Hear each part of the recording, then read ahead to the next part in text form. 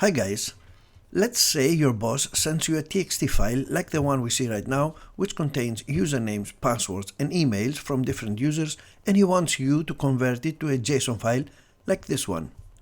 What would you do? If you don't know, let me show you how I did it. Let's first inspect the TXT file. We see that every user is separated by a blank line. This is very useful because we can use PHP to separate each user. Also, we see that every user has a username, a password, and an email. Okay, let's go to the PHP file and start coding. Let's first set in a variable the path to our text file. Next, I will use the file getContents function to retrieve the data from the text file and store them in a variable named fileData. Next, I will trim the retrieved data from any leading or trailing whitespace, and I will store it back to the fileData variable. I will show you further down why I trimmed the data. Now the fileData variable holds a big string. Let's echo it out in the browser to see with what we are dealing with. Okay, now the next step is to separate and insert every user in an array using as a delimiter the blank line that separates them. If you are confused because you don't see any blank line in the browser between the users, let me show you that the information is there. I will use a function called newLine2break to echo out the file data so you can see it. Okay, now we have a better visual. Now I will use the breakSplit function, which will create an array holding the users. The function takes as its first argument a regular expression pattern and as its second argument the file data.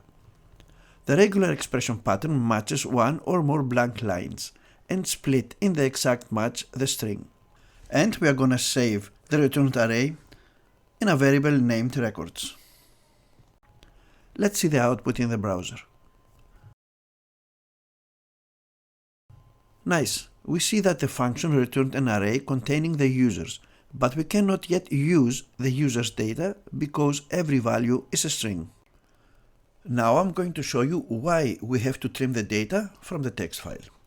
I will comment out the trim function and go to the text file and add a few new lines at the start of the file. Now I will run the PHP code again, and we see an empty entry inside the array. So we trim the data to avoid this, even if our text file don't start with blank lines. Okay, let's restore and continue with our code. In the next step, I will create an empty array named data to store the user's data as an associative array. Next, I will write a foreach function to loop through the records. Inside the loop, I will use the explode function on every record to create an array from the username, the password and the email, and I will store it in a variable named lines. Next, I will take the data array and insert every record as an associative array. The array will contain the username, the password and the email. Next, I will use the JSON encode function to convert the data array to JSON. Also, I will use the JSON prettyprint flag to structure the data in the file.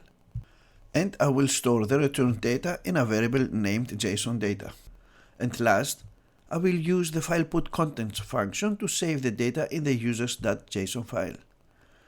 Let's fix first the typo that I made in the line above, and let's go to the JSON file and delete everything inside.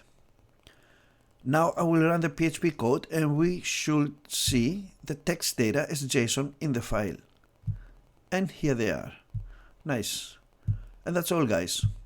But before I say goodbye, I have another video for you on how to take the messages from a contact form and store them in a JSON file. Also, you will learn how to edit those messages and reply to them. Thanks for watching. Hope you like the video. Subscribe if you like. See you in the next one.